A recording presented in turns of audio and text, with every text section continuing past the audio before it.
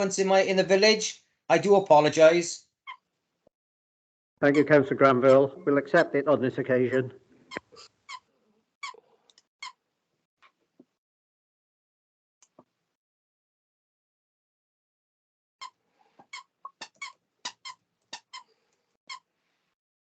It is 10 o'clock. We've just got a little bit of a technical issue in the chamber a minute. Someone's trying to get into to the meeting. Clearly, if you could just bear with us for a couple of minutes.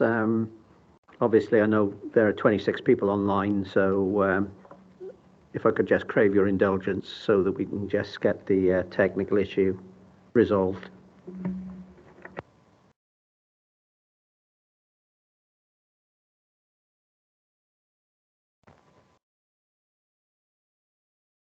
Okay, I've been told that I can start. Firstly, rather belated, but I'm sure Happy New Year to everyone. The first meeting I've attended in Bridgend this year, so just to say Happy New Year to all and thank you for attending this meeting today. Can I welcome all members and officers to this meeting of the Governance and Audit Committee, which will be held as a hybrid meeting.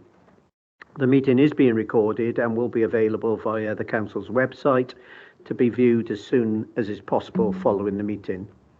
Everyone participating in the meeting will be accessing this meeting either from the Council chamber or from remote locations. Please could everyone ensure that mobile phones are switched off or to a silent mode. Members will have received an electronic copy of the agenda. I will ask officers to present a summary of the key points. For the record, the agenda can be viewed on the Council's website. Members and officers will be speaking at various points during the meeting, and those speaking may switch their microphones and, where remote, their cameras on at that point. But I would ask that, with the exception of myself as chairperson, at all other times you keep your cameras and microphones switched off, as this will help to minimise any background noise and interference and to ensure the connection remains as stable as is possible. Whether in the chamber or remote, if any members or officers wish to raise a point or question, they should press the hands up icon on the screen hand at the top right hand side of the Microsoft Teams window, and I will come to you in the order I receive requests. Please lower your hand once you have finished speaking. The chat button has been disabled for this meeting. Please do not use your microphone until I invite you to do so. Officers from Democratic Services will be supporting the meeting and will be monitoring the use of microphones throughout the meeting, and where necessary will mute those not being used. I would also ask the officers to introduce themselves as and when I invite them to speak during the course of the meeting. They too should ensure microphones and cameras are switched off when not in use, please. I'll now proceed to the agenda business. Item 1, apologies for absence. I'm advised there are no apologies for absence. Item 2, declarations of interest. Are there any? Please disclose. No, there are none. Approval of the minutes. If we go, members will have the minutes there, which are from pages 3 of the report to page 14. Unless there's any notes for correctness, someone prepared to move, please? Is the correct record? Just show hands. I'll formally move, Chair. Thank you, Councillor Granville. Can I have a seconder, please? Councillor Hughes. Thank you, Councillor Hughes. Anyone not in favour of the minutes? It's easier than saying everyone in favour because you all have to put your hands up. Anyone not in favour, please show. No, thank you. The minutes are carried unanimously. Item 4, the report, Governance and Audit Committee Action Record. Is that Rachel? Yes, Chair, thank you. Aye, thank you very much, Rachel. Morning. For the purpose of the recording, my name is Rachel Keepins and I'm the Democratic Services Manager. The purpose of this report today is to provide members with an update on the Governance and Audit Committee action record. In order to assist the Governance and Audit Committee in ensuring that decisions are made by the committee are actioned and implemented, the action record is attached at Appendix A and is presented to each meeting for approval.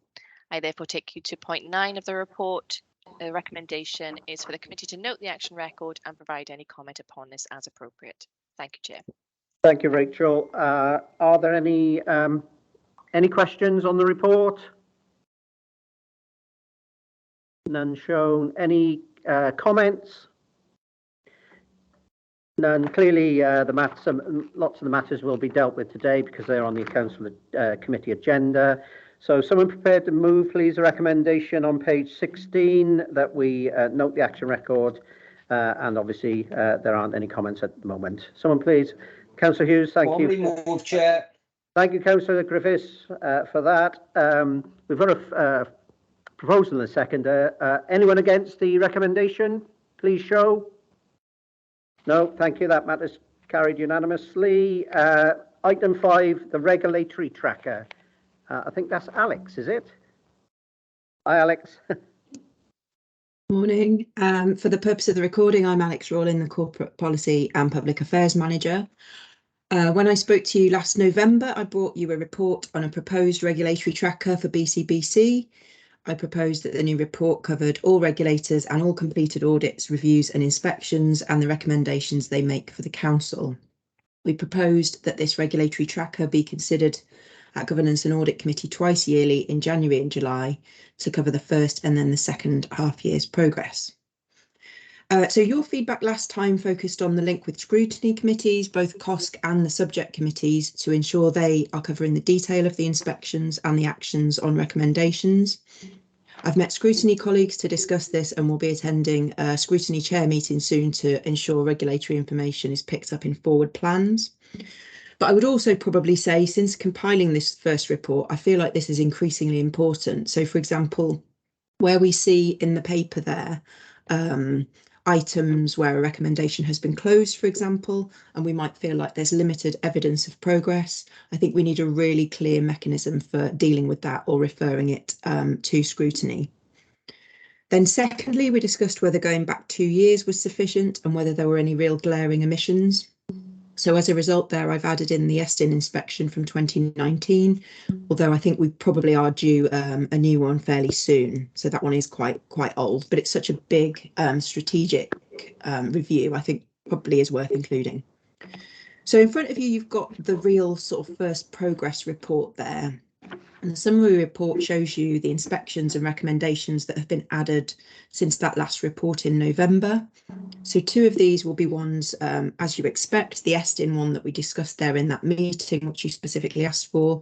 And then there's a new CIW report on the Transformational Leadership Programme Board.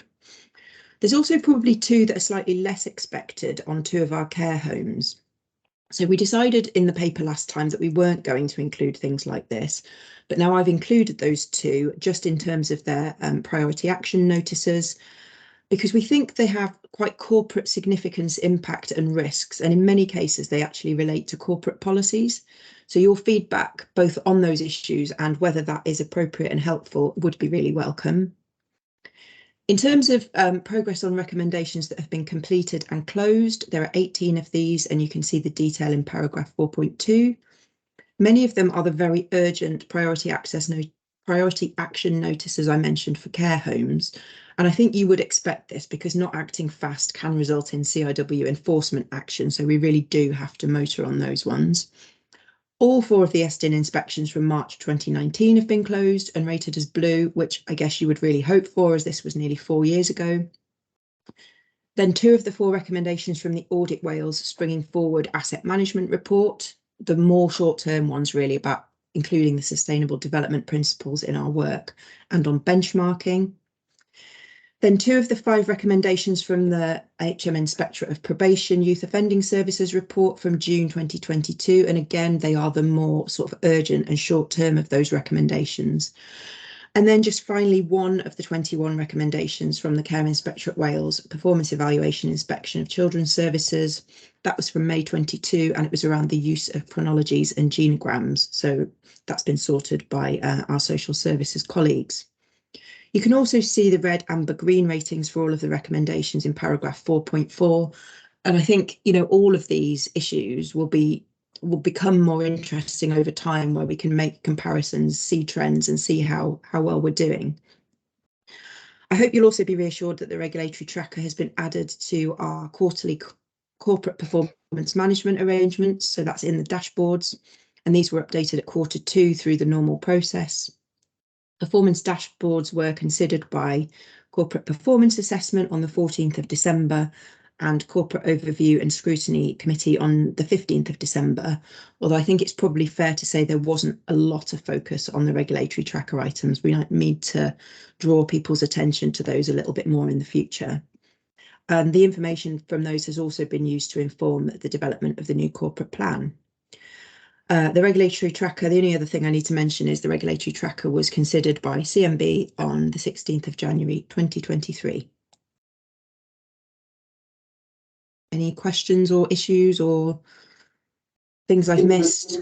Yeah, thank you for that, Alex. Very comprehensive report. Obviously, this is the second time we've seen it. I think massive improvement really into tracking regulatory recommendations and where we are.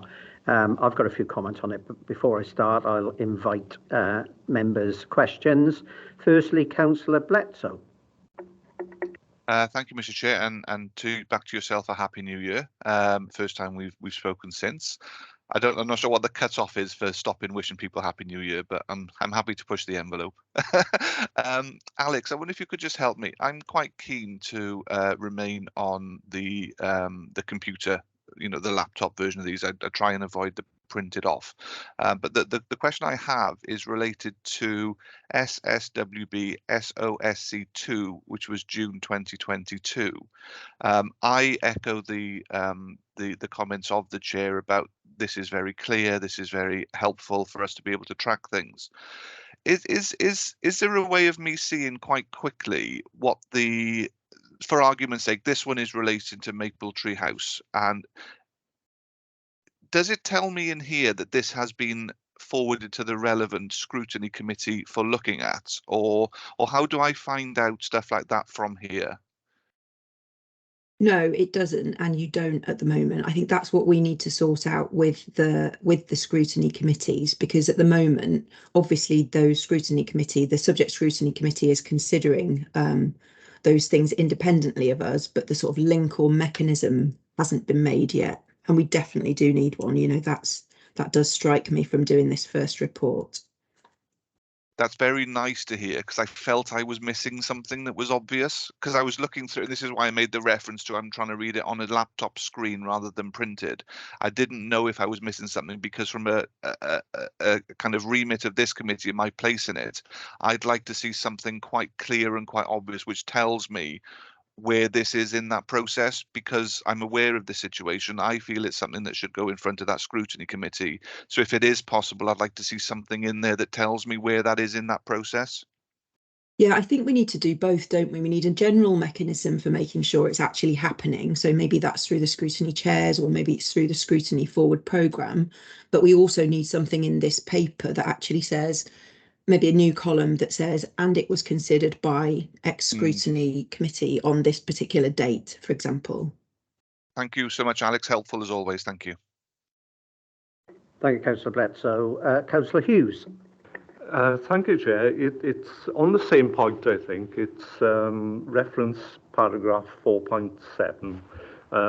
It is good that the tracker excerpts were featured in scrutiny meetings, and I note that it's due for introduction in January. Could we be a bit more specific about when it will be introduced? I'd also be keen that there be some discussions with scrutiny chairs so that the importance can be reinforced as far as that's concerned. I think also it's a good move as far as scrutiny is concerned, because it'll help with the time management issues that are ongoing at the moment, and with a bit of extra focus there, that would certainly assist. So I'd welcome that dialogue with the scrutiny chairs, Chair. Thank you. Alex? Yeah, I agree, but we need to do that, and soon. Okay, thank you for that. Thank you, Councillor Hughes. Councillor Griffiths. Thank you very much, Chair. Yes, congratulations, Alex. I think this is a huge step forward, and I echo the Chair's comments. Councillor Griffiths, can you put your camera on, please? Thank you. Yeah, so as I say, it's a great piece of work, Alex. So thank you very much for putting the effort into this, and I think it gives us a much clearer view than we've ever had before. I echo both the previous speakers' comments around scrutiny, but I would add to that. I would like to understand who, from an officer point of view, in the authority is responsible for driving forward the plans on each item. So especially where there are amber and red, who's the named officer, or at least the position that's responsible for that, and if possible, even where there's an action plan to correct the deficiencies. So I know that's a huge piece of work, and it's probably the next stage. But I think there's two aspects. So one is, yes, scrutiny is checking each of those, but then I think further than that, we need to say, well, who's responsible for the corrective plan, and what are especially for the timescales for that corrective plan. Alex? Yeah, that does sound very sensible. In terms of action plans, I'll try and work out a way of adding it to the document there. Obviously, subject scrutiny committees and corporate overview and scrutiny committee, where relevant, do receive the action plans based on inspections. So, for example, the performance evaluation inspection of social services, I know, has been to the social services, or whatever it's called these days, committee. But I don't know how we pick this up on there. I'll reflect on that and see and try and work out a way of doing it. Thank you very much, Alex. But it doesn't sound beyond the wits of man. It's just trying to slot it in somewhere. Yeah, thank you. Thank you, Alex. Thank you, Councillor Griffiths. Are there any other questions? Any comments? Andrew? Yeah, just one for me, Chair, just to echo all the other comments. I think this really helps the Audit Committee take charge or be able to discharge its functions as we go forward. Just two quick comments. I wasn't sure if there's an official definition of what the difference is between red and amber. I think that's my first point.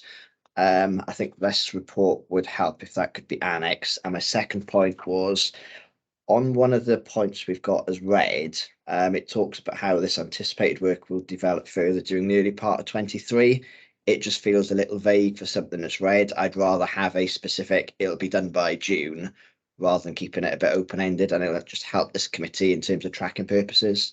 But just again, I think this is a fantastic piece of work, and I think it really helps us take things forward. Thank you. Thank you, Alex. Yeah, actually, Andrew?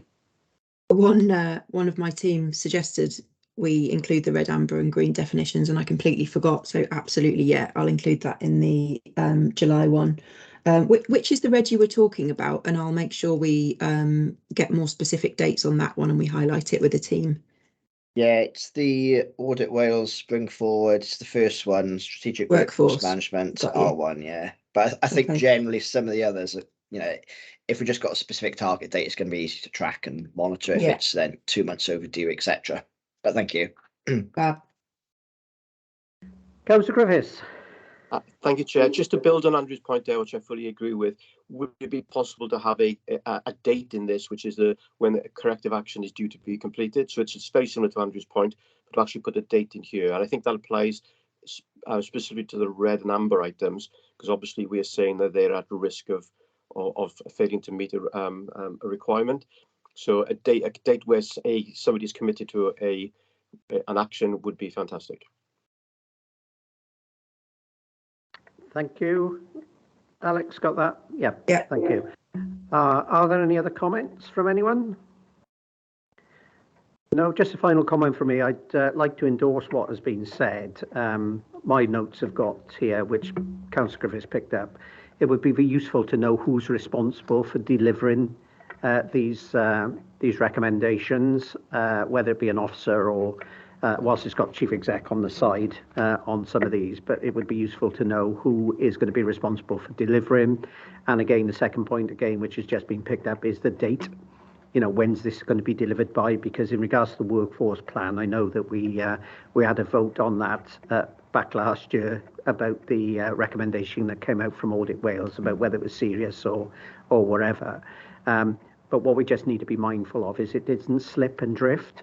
And I think that's picking up the point that was made by Andrew is that we just got to be careful that these things, you put a date in January, but they slip and drift. So someone needs to be held accountable for it and responsible for it, and there does need to be a date of delivery.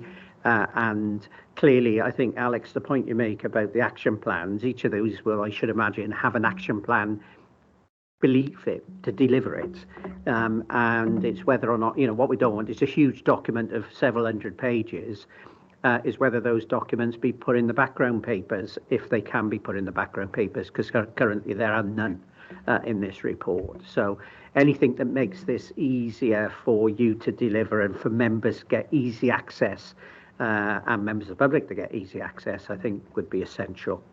So those are my only comments. Yeah. Okay. So okay, Alex. I don't want a huge report, but those key points, if you could take on board, would be greatly appreciated. Will do. Okay. If there are no other comments, then can I have someone to move the recommendation on page 22 that we consider the summary points which we've done on the detailed regulatory tracker and raise any issues of concern for follow-up, and obviously if those can be captured that in the recommendation, that'd be great. Thank you, Councillor Crevis. You proposing? Can I have a second? Seconder, please, Councillor. Oh, thank you, Councillor Granville. I didn't realise you were still with us. Anyone against? Please show. No, that matter is carried unanimously. We've now got the Audit Wales Governance and Audit Committee reports, pages 35 to 84.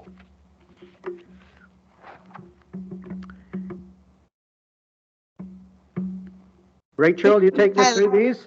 Hello, thank you, Chair. That's okay. For the purposes of the recording, I'm Rachel Freitag, the Financial Audit Manager for the External Audit from Audit Wales. I'll pick up the financial audit work part of this report, and then I'll hand over to Sam to take us through the rest of it. But you'll see more of me a bit later on down the agenda.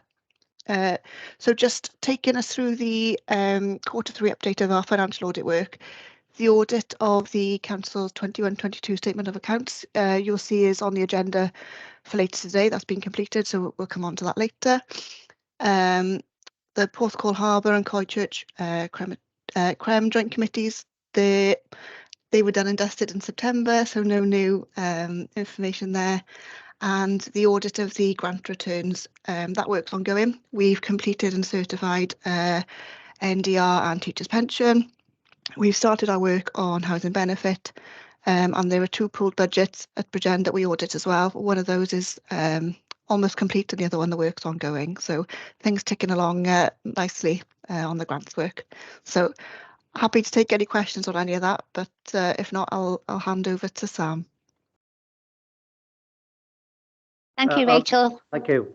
Thank you, Chair. So for the purposes of the recording, I'm Samantha Clements from Audit Wales, part of the Audit Wales Double Act today, introducing this particular paper. So in terms of the annual audit summary, this draws our 21-22 work programme to an end. And as Rachel said, the audit of the accounts has not yet been signed. So once that happens, we will then be in a position to publish this report and present it to this committee, hopefully the next committee. So moving on then to the performance audit work, the 22-23 programme. So the assurance and risk assessment work, this is ongoing, but at this time of year, we do arrange a joint regulators meeting with the council. We will be attending Corporate Management Board on the 22nd of February. And this is our opportunity for having that conversation and sharing our perception of risks. And as a result of that conversation, the scope of our future work programme can then be determined.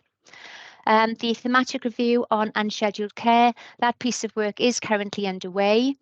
And this will result in a local report for each of the 7 regional partnership boards, and supplemented by a short output for individual health boards and a summary of key findings for each local council. The thematic review on digital, this work is scheduled to start in March.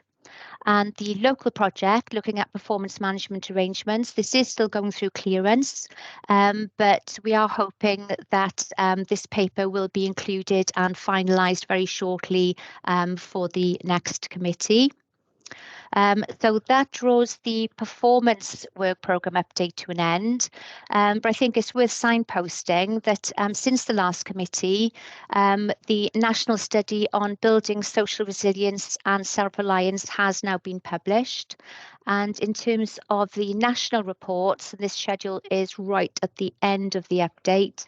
There are two national reports, a picture for flood risk management and a missed opportunity social enterprises.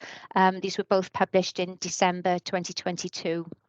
So that's all I wanted to say, really. So I don't know if there are any questions, Chair. Thank you, Sam and Rachel. Are there any questions from anyone? Councillor Hughes. Thank you, Chair. If I could ask Rachel and or Samantha about, it's on page 79, item 2, the governance arrangements cross-cutting programme.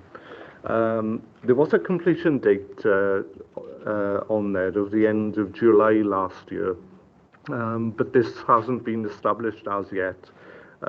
Could you outline the reasons for the delay on that and where we stand in getting the board set up? I think, Councillor Hughes, that report's from the Director. Is it Appendix C, which is page 79? Yes. Yeah, the report is a response from the Director, and I wouldn't have thought Audit Wales, with all due respect, right, okay. Aware of it. I see all the faces thinking, oh, right, great, we've got you out of the mire there. So clearly, I think, Claire, it's your report. Did you want to try and deal with that, or take the report and then pick up Councillor Hughes's questions? Sorry, Chair. Sorry, Claire. I just want to say that David Murphy is here to talk through that report first. Okay. So is that okay? Yeah, no, that'll be. So if we do David first, then we have Claire's response, and then obviously if Martin's questions still subsist, then Claire, you can deal with Martin's questions. Is that okay? Thank you, Chair. That's okay. Sorry, David. I didn't mean to steal your thunder. That's absolutely fine. Hello, Chair. For the purposes of the recording, my name is David Murphy. I am Senior Auditor with Audit Wales. The purposes of this study was to gain assurance that the Health Board and the three councils are working together effectively through the aegis of the TLPB, Transformational Leadership Partnership Board. I'm aware that has now obviously transformed into another group to support regional integrated working across Cymtath Morgannwg region. And there were three areas of focus for the study, and that was to see if there was effective approach to strategic planning. Are the governance arrangements supporting the TLPB to work effectively, and is the TLPB using the resources effectively to support the delivery of the regional priorities? The fieldwork was undertaken during November through 2021 through to January 2022. And we did present back our findings in March 2022. It involved 12 interviews. We formally recorded in our evidence 60 documents, but there was obviously considerably more than that looked at during the process. We also observed a broad number of meetings, including your Children's and Adult Services Partnership Boards and your Finance Subgroup. So in terms of our overall findings, the conclusion was that, which you will see in the report, building on the productive working relationships over the past 18 months, which had also encompassed obviously the challenges of COVID, the TLPB was well placed to develop a strong regional working approach, and there needed to be more long-term thinking, strengthening aspects of your governance arrangements and improving regional and innovative use of resources across the region. So that was the high level finding. In terms of breaking that down by the 3 individual questions, which you will see in the report, is there effective strategic planning? Planning, we felt, was moving forward from that short-term basis to a more 5-year focused period of strategic planning, and just required a bit more integration in the approach and longer-term perspective, and also drawing in some of the non-statutory body voices more into that strategic planning, as you'll see from the report. In terms of the second area, sort of governance arrangements supporting the board to work effectively, we felt that core governance arrangements are aligned and was supported by these strong working relationships. And also we felt that the support of your regional commissioning unit was we noted was particularly helpful, and I know you were looking at strengthening that further in terms of managing that. But in terms of regional scrutiny as well, we felt there was some sort of further focus to be looked at in terms of regional risk management. So each individual organisation does look at its own risks, of course, but again, that more regional shared risk approach and clarity around that.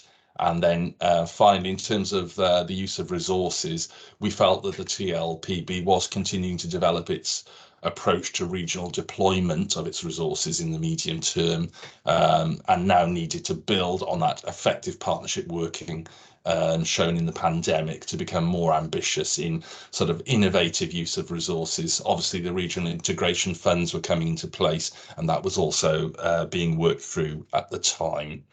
So in terms of recommendations, you will see in the report that we came up with 7 recommendations at that time. We have subsequently presented back to your new integrated leadership board on the 1st of December, and we note that there has been a management response and actions. And that concludes the report. Thank you for that, David. Can I ask Claire now to supplement that and obviously provide some feedback in regards to the recommendations that have come out and work so far? Then obviously we can go into the questions. Claire, thank you. Yes. Thank you very much, Chair. I'm Claire Marchant, Corporate Director of Social Services and Wellbeing in Bridgend, and I sit on the Regional Partnership Board for the Council. The Chair of the Regional Partnership Board is now the Deputy Leader of Bridgend Council, Councillor Jane Gebby. That is recently the case, a recent appointment to that position. So the Regional Partnership Board, as you will know, is established in statute under the Social Services and Wellbeing Act Part 9. And I think, interestingly, Welsh Government are reviewing the Part 9 regulations to strengthen, I think, further the role of RPBs. So they're certainly with us to stay in terms of discharging strategic planning responsibilities for health and social care across the region, and significant amounts of money are channeled through the RPB. I think as an RPB, we found this a very helpful report because it took place a couple of years into the change of the RPB footprint and real focus on the maturity of relationships. And I think it was quite pleasing to note that relationships were observed as being positive and productive and supporting that joint working. Nonetheless, if I just take you briefly to the recommendations within the report, there were a number, as David set out.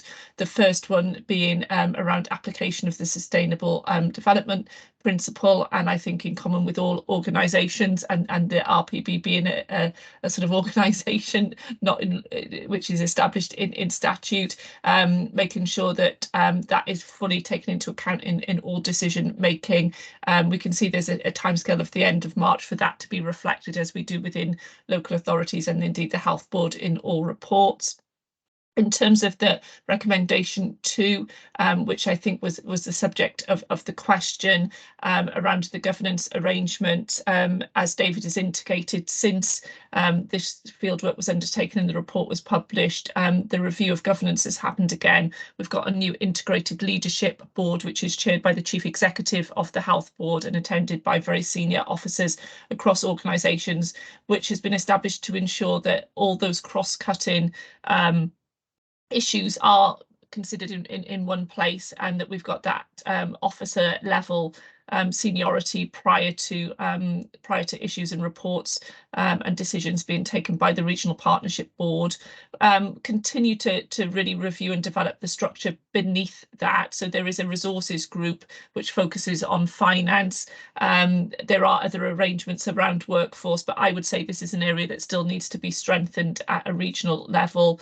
That there is a cross-cutting group around capital and buildings, and if I may say, that's where Jackie Davis is this morning. She's chairing that meeting regionally. So you know that is in place, but I think workforce is probably the area we still need to do some further work and build on the arrangements that are in place.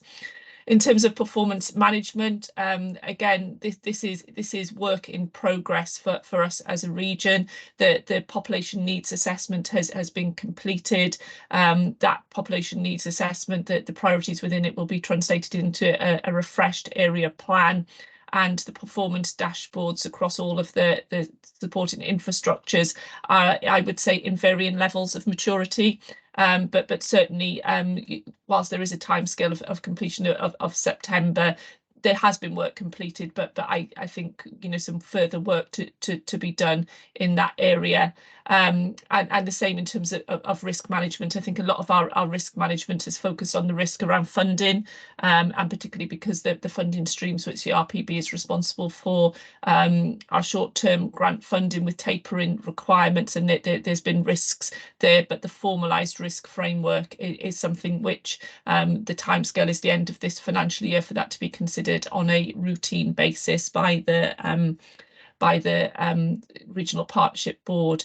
The Regional Commissioning Group Regional Commissioning Unit has been strengthened. There is additional capacity there. There was additional funding in the latest RIF allocation coming forward, and you can see that is focusing on some of those priority areas in terms of dementia, and the NEST framework is around emotional health and wellbeing for young people, and implementation of that framework. And I've already mentioned capital. In terms of use of resources, the ambition of the Regional Partnership Board is very clear, not just to be about the Regional Integration Fund, but the use of core budgets, and the opportunity to explore further pooled funds across the region as part of that vision around integration. And you can see that we're going to do some more work by the end of the financial year there. And then workforce, I've mentioned there's an existing regional social care workforce development group that does focus on social care workforce development, and there's a particular grant associated with that.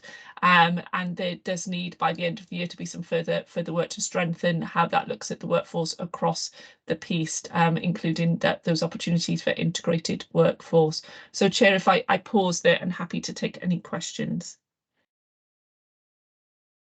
Thank you, Claire, for that. I know Martin's waiting here on the sidelines. So, Martin? No supplementaries, Chair, thank you. Carry on.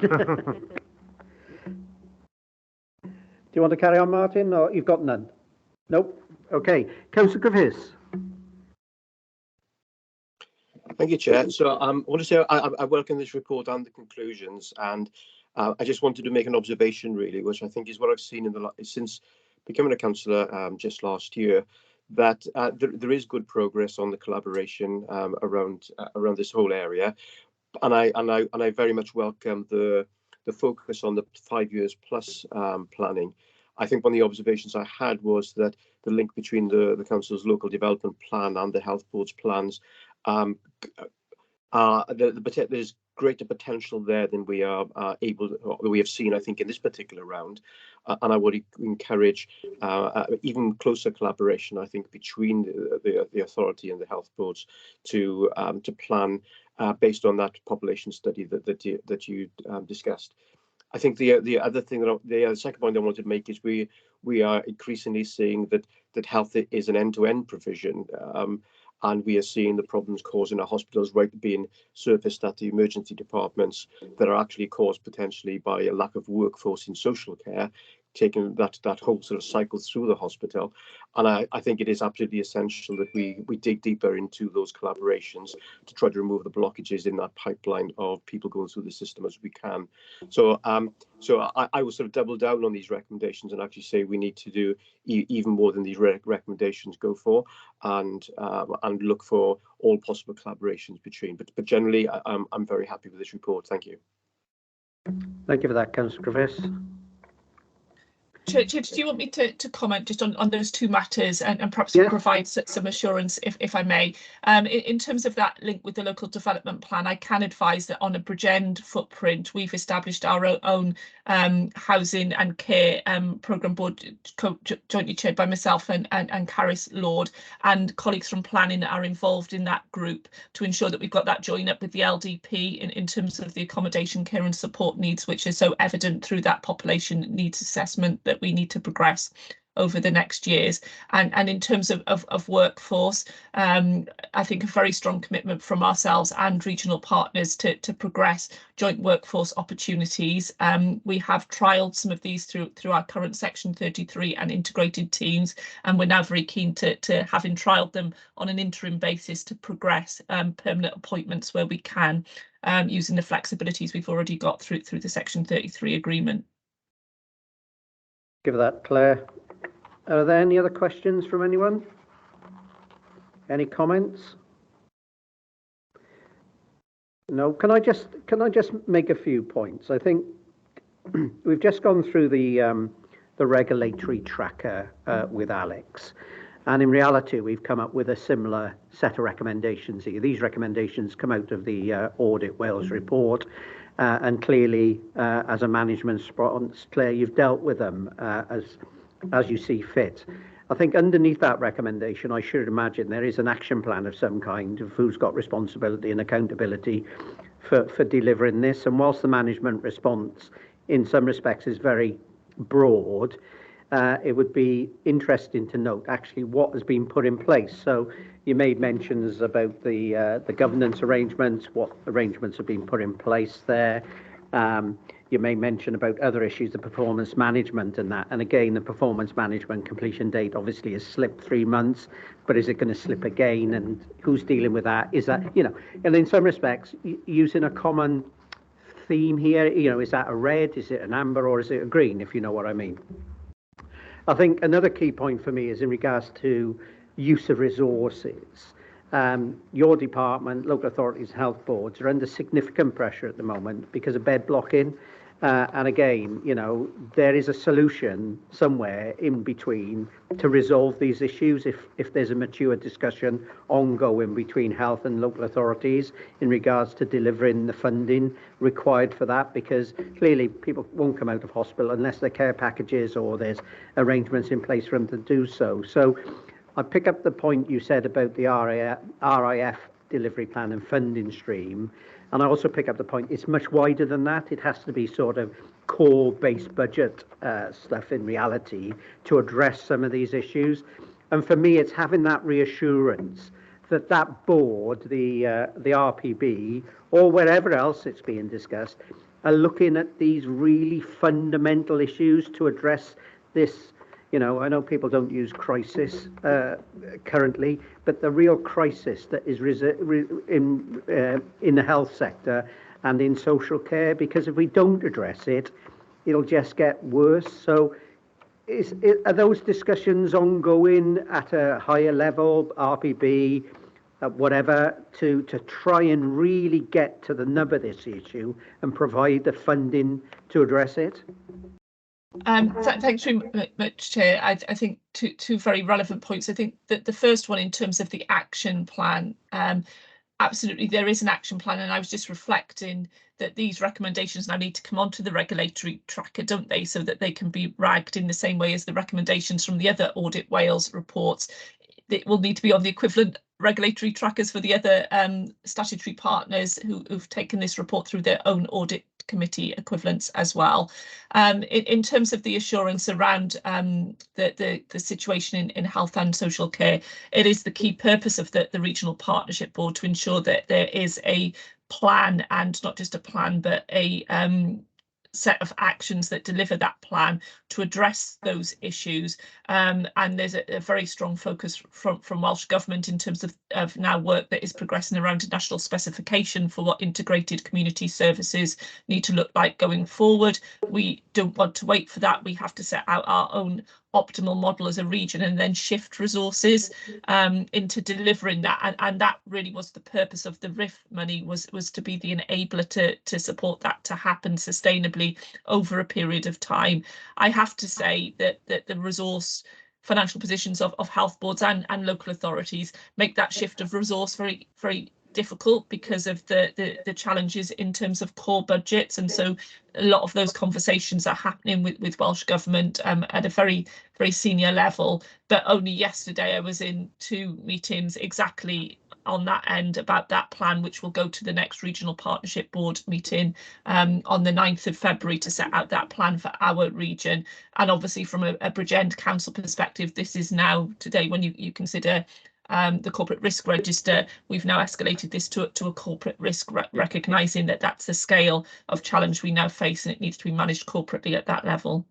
Okay, thank you for that, Claire. You know, obviously it'd be worthwhile having an update, I think, in 3 months' time as to where you're at on that, because unless it's resolved at a strategic national level, you'll always have this problem. And, you know, with all due respect, it's not new.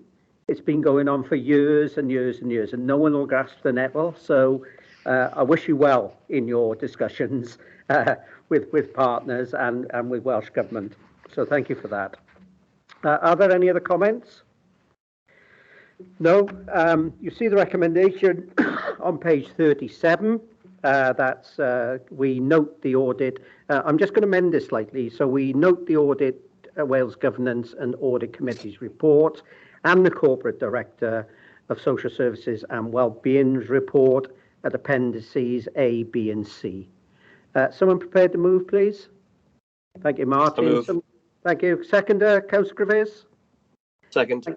Thank you. Anyone against the recommendations? No, thank you. That's carried unanimously. Thank you very much. Thank you for that, Claire, again, and colleagues from Audit Wales.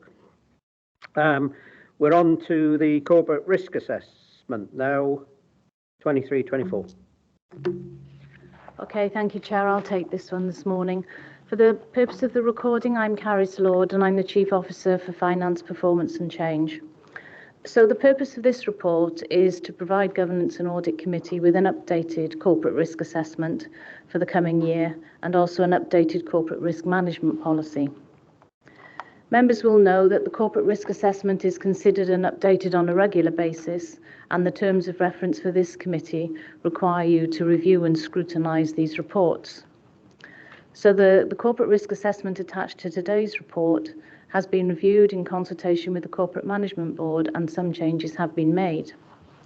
So with regards to those changes, 4 risks have been removed from the corporate risk assessment as their residual scores had reduced sufficiently to fall below the threshold of being on this assessment. And just for members to be aware of what those are, those risks related to public health vaccines, and this was particularly on the corporate risk register during the height of the pandemic. The second one was around the Welsh Community Care Information Service. This is still being monitored, but it is now not deemed to be at a corporate risk level and has been monitored via the Social Services Department. The impact of local elections, which was put on at the time of the election last May and has been reviewed, and the risks and concerns that were identified there have been reassigned, and we believe that doesn't need to be on the corporate risk assessment. And then the final one was in relation to the General Data Protection Regulation. Having looked at all of the mitigating actions that we have in place, it was agreed that this doesn't belong on the corporate risk assessment anymore. However, it will continue to be managed and monitored via the information board that we have within the council, and will obviously be re-escalated if it needs to be. So just to reassure members that those may not be on the corporate risk assessment, but they will still be managed by the appropriate reporting mechanisms within the council. I think it's already been referred to this morning. Actually, we have added one new risk onto the risk assessment at this stage, and that relates to the significant service pressures in health and social care services, which takes us back to some of the discussions we may have already had on the previous agenda item. So, and also then a corporate at Appendix B, the risk management policy is also there for members. So at a previous meeting, we agreed that to bring the corporate risk assessment more alive for members, we'd look in more detail at some of the risks that are on that register. So, Chair, if it's okay, we plan to look in more detail this morning at that new risk that's been added. And the Director of Social Services and Wellbeing is here today to sort of provide more details for members of the committee behind that particular risk. So if you'd like to move into that bit. Yes, thank you. Thank you for that, Caris, and again, welcome back, Claire. Thank you very much, Chair. And I think in terms of that risk, I've already given some of the overview, haven't I? So I'll try not to be too repetitive. But Chair, as you highlighted, the issues in terms of pressures in the health and social care system are not new. But what I would say, in the reason for escalating this to the corporate risk register at this time, I think all of those of us working in the system feel that at the moment that the risks are at a higher level than we've experienced in our considerable careers to date. In terms of those risks, obviously they're across the whole system. There tends to be a focus in terms of ambulance delays in emergency departments, and delays in terms of discharges from hospital. But actually, if we go upstream, we see that there can be times when our primary care systems are running at very high levels of risk and capacity, certainly from a social care perspective and an integrated community services perspective. Our community services have been experiencing particular high levels of usage, and we've been experiencing waiting times for community services, and particularly care and support at home for people in the community. Some of our admission avoidance schemes, so in Bridgend we've got an acute clinical team which is part of our community resource team, are frequently full and not able to take new patients, and then that can translate into more people requiring hospital admissions, staying in hospital for a longer time. That's a feature for us at the moment across the region, and then those challenges in terms of discharge from hospital. So those risks obviously can cause significant harm to individuals. This has been considered by our regional safeguarding board, and obviously important that through a safeguarding lens that there is that oversight and understanding as well. So what are we doing to manage and mitigate these risks? I can set out what we're doing both as a council in terms of our individual set of actions, and how we're working with multi-agency teams, and through our strategic partnership arrangements as well. So in terms of the council, we operate gold, silver and bronze set of arrangements around the situation that we have. The bronze arrangements are led by Jackie Davis in adult services. We have a silver meeting which is chaired by myself, and then a gold meeting which is chaired by the chief executive. We have a set of action plans in place which are really focused on our two areas which are frequently reporting red in our situation reporting. Those two areas have been some waiting times for social work assessment in the community, and particularly in our community network teams, and the delays in everybody having their assessed care needs met in a domiciliary care package. So in terms of those waiting lists for social work, every individual who's waiting for a social work assessment is RAG status according to risk. We have nobody who's red RAG status waiting at all. We prioritise those individuals, and then we redeploy resource and operate as one service to ensure that we're reducing the waiting list for those who are amber, and supporting people who are green, and we are seeing those waiting lists reduce, and we need to ensure that those are sustainably reduced as well. More strategically, so we don't find ourselves in this position going forward, there is a social work review which is chaired by Jackie Davis, which is looking at the configuration of teams and resource across adult services. And whilst we're in a different situation in adult services around social work than we are in children's social care, that we don't experience quite the same challenges in terms of recruitment and retention. We are finding it a challenging recruitment market. We don't get the number of applications that we used to, and it is an ageing workforce. Certainly in our workforce planning to link to that shows that in the next number of years we will have significant numbers of retirements from adult services. So a lot of the actions we're taking around children's social work, growing our own, the links with the universities, promoting Bridgend from a marketing perspective, are all sort of going to impact and there to impact on the adult social work position as well as the children's social work position. In terms of care and support at home, again, we've got a range of actions here to grow our workforce. One of the things that we're doing and a real focus for us is rebuilding the capacity in our reablement services. We saw a reduction post-COVID or through COVID, getting us to a point where we were delivering around 1,000 hours less a year of reablement than we were prior to the pandemic. And if people don't go through those reablement pathways, they're likely to need more care and support on an ongoing basis. So big focus there in terms of rebuilding that service. Some of the work that we're doing with the Health Board, including joint appointments into that service and different types of roles such as therapy technicians, all looking to impact there, and really our in-house provision focusing on reablement and supporting the independent sector to grow their businesses in order to take on those long-term packages of care. In terms of more strategic work, again, around workforce, big focus in terms of marketing, lots and lots of work linking in with Bridgend College around their health and social care students. Again, a very ageing workforce for us in terms of in-house and the need to get more and more younger people into care. Reviewing terms and conditions, so job descriptions have been reviewed and a market supplement application is to be submitted this week in terms of trying to address the very challenging market around the care workforce. Strategically then, at a regional level, we, as I referred to earlier, are looking at that optimal model right across the whole piece and a focus, a set of plans to shift resource into those parts where we can see some gaps in terms of our service offer locally.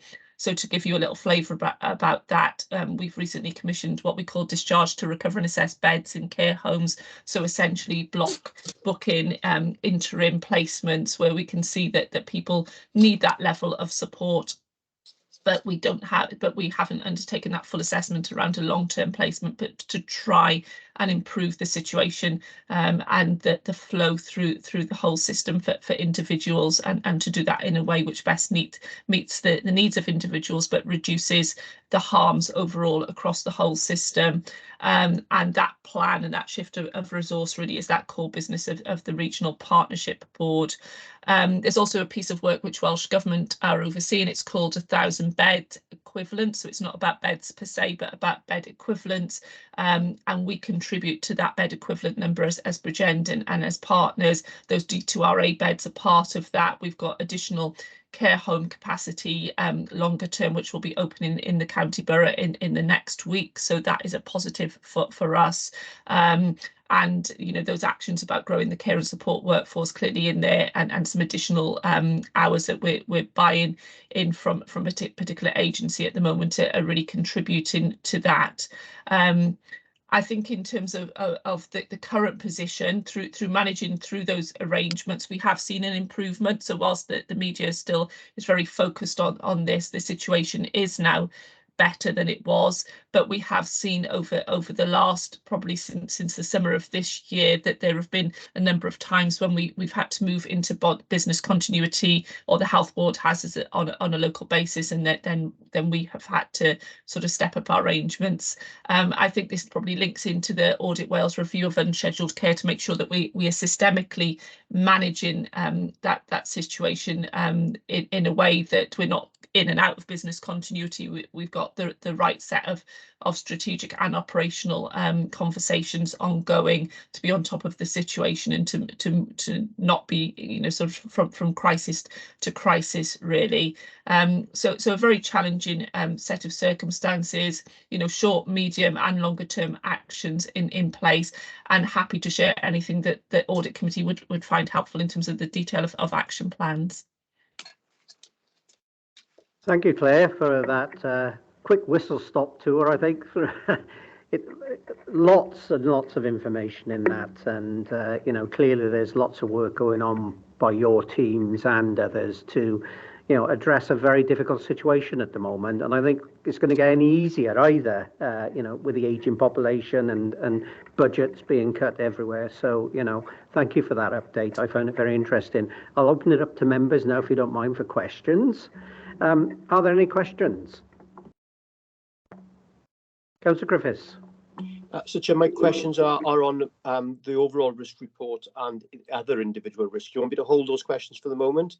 No, that's okay. Obviously, I'm sure Claire will take them, but otherwise, I'm sure Caris will take them. So carry on. Okay, thank you very much, Chair. I just reflected on how easy it was to read Alex's report earlier with the colours and how much they enhanced it.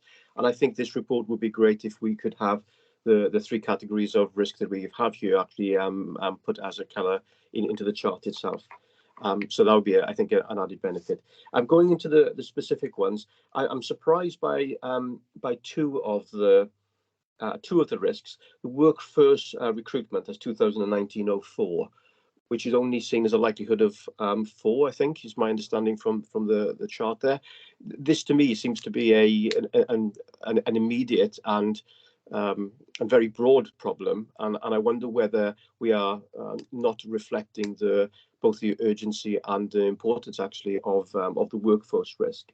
So that's the 2009-04, and similarly on the supplier failure risk, that's 2019-05. I know that there have been multiple cases of supplier failure in transport and in construction and in care home provision and in other areas where this is happening almost every month at the moment. And again, I think we underestimate the impact of that risk. And I think that this is actually a huge risk to us and is only going to increase over time.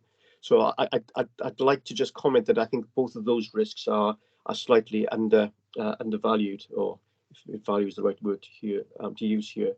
I then go on to, should I stop then and ask for responses and then do other points, Chair? Yeah, if you wouldn't mind, Councillor Griffiths, give Caris time to respond. Yeah. Firstly, about your general comment on the report and colour coding that the risks, I fully accept that, and I think we will look at that for the next time that we bring the report, so that you can see very quickly where our hotspots are, if you like. So that's a very valid comment. We'll take that on board. With regard to the workforce issues, I think probably you'll hear this mentioned in almost every scrutiny committee that you attend, with regards to service issues and also the impact on the budget and the impact on staffing. So I think this is a significant risk for us. I think Claire touched on it for her service, but as well in other services, a lot of work is being done to try and mitigate that. So I don't think that we underestimate the risk at all. I think that risk is sitting in every service area. If you spoke to managers anywhere in the council, I think workforce would be an issue. But there is quite a lot of work going on to try and mitigate that risk. Therefore, we brought the residual score down. Mind you, sitting still at 20, it's still quite a high score that we've got despite having had those residual issues. It changes regularly. So again, when we next review this corporate risk assessment, we'll obviously look at that and see whether or not we think that it is still valid. And I think the issue that you raise about failure of key supplier is another key one. We have seen it. It hasn't been significant as yet, but we are aware that it is a problem, again, across many service areas. So I know Claire would be able to certainly say that it's a problem in her area. And I know that we're having a problem in some of our contracts that we have with contractors struggling. We do speak to them we have a good relationship with most of those suppliers that we have, and we do have early conversations again to try and mitigate that risk. So we have seen some failures, not a lot as yet, but I would certainly agree with Councillor Griffiths that it's something we need to keep a very close eye on going forward. Thank you, Caris. Councillor Griffiths? Yeah, thank you, Caris. I agree that they are very high risk, and obviously it's your judgment about exactly how they. But I think I hear these every day, and I am certainly very concerned about them.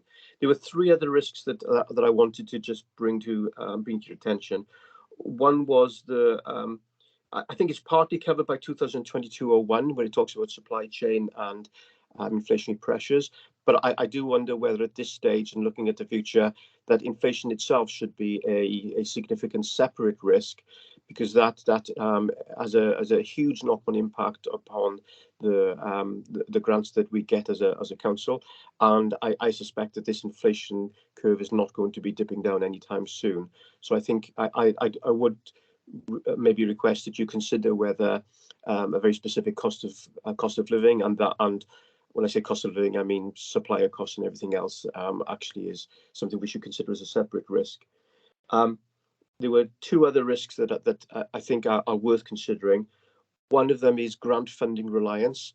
My understanding about the overall income of Bridgend is that we are extremely successful at being awarded discretionary grants, and therefore we have a fairly high reliance on discretionary grants for delivering a number of our services.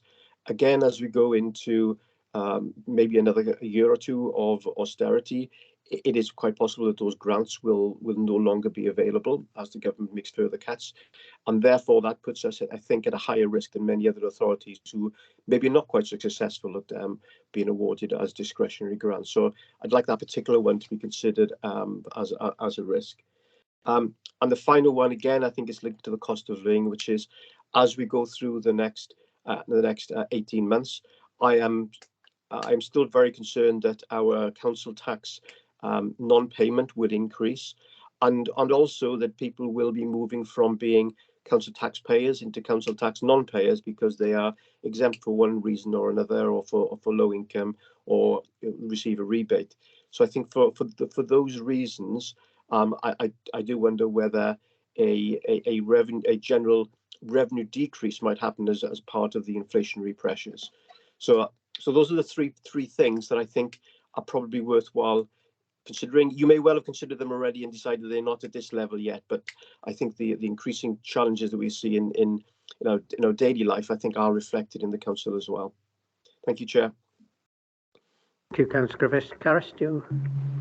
Yeah, no, thank you for those comments. I think what I would say in relation to the inflation one and the grant one is they're probably there under the first one, which is about the robust medium and long-term decisions that we need to make around our budget. But I do take on board your comment that actually they're becoming more and more significant. And I think maybe when we next review it, we need to look at whether they need to be separated out. You are right. We are dependent on grants, some of which we bid for, some of which are actually grants that just come through from Welsh Government. The experience that we're having is they are increasingly funding core services, and some of them have been in place for a number of years, and we're now seeing them not coming through.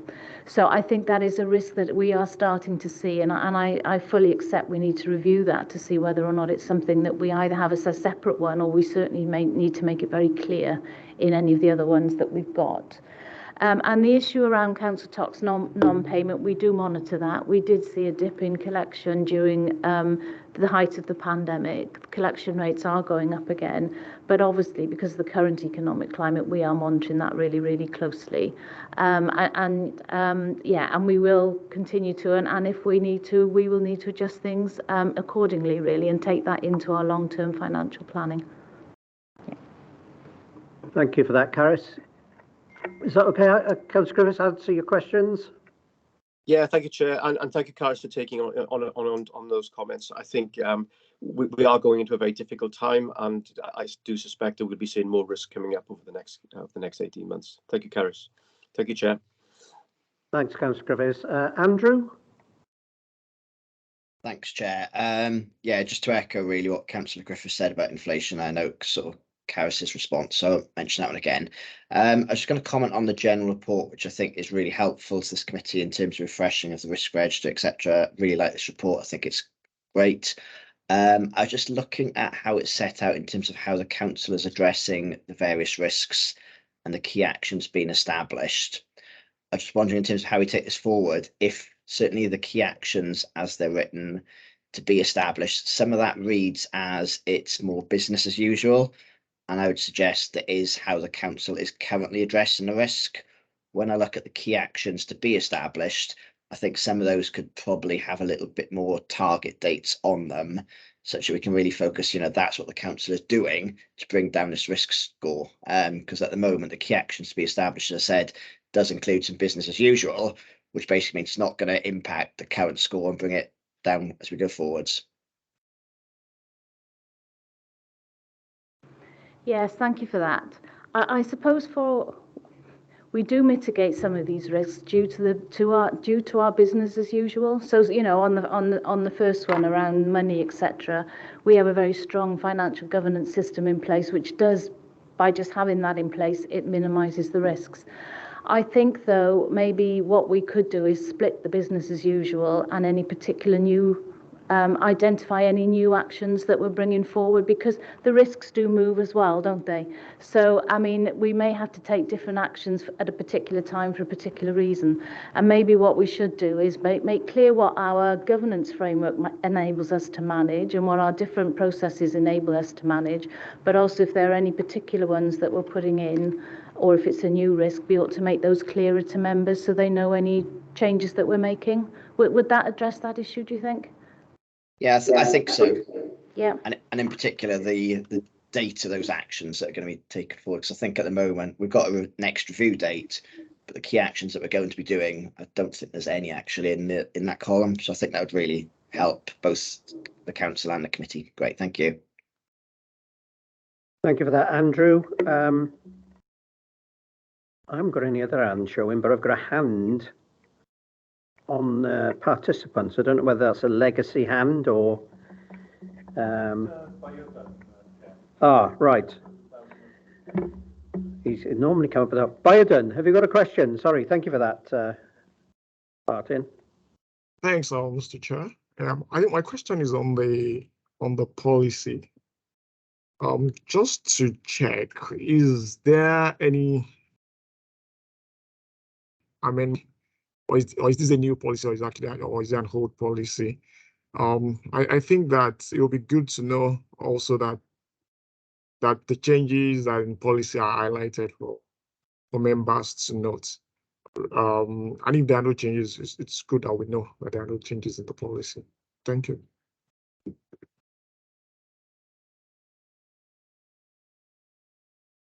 For that, Bioden, Karis is going to, or Deborah's going to answer.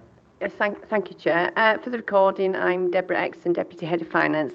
In terms of the policy, it isn't a new policy. It's a policy that we review annually, and obviously bring in any kind of updated information. It's not, there's no significant changes to the policy this year. I think it's just been a little bit of tidying up, and obviously the Governance and Audit Committee's renaming from previous policy, and looking at some of the timelines for when we report to Governance and Audit Committee. I think we made quite a number of changes to it in the last financial year, so for this time last year when we brought it to Audit Committee. But in terms of this year, then no significant changes at all.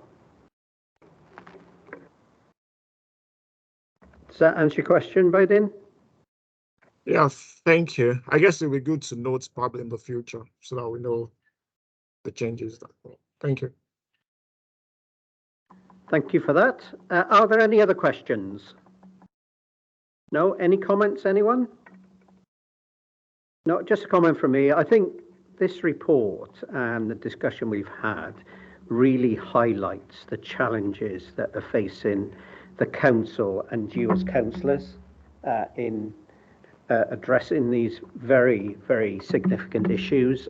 You know, Claire has raised issues about social care and come up with all manner of ideas, you know, and the support she's receiving from the health board, and clearly I'm sure they're getting significant support from the third sector and other colleagues.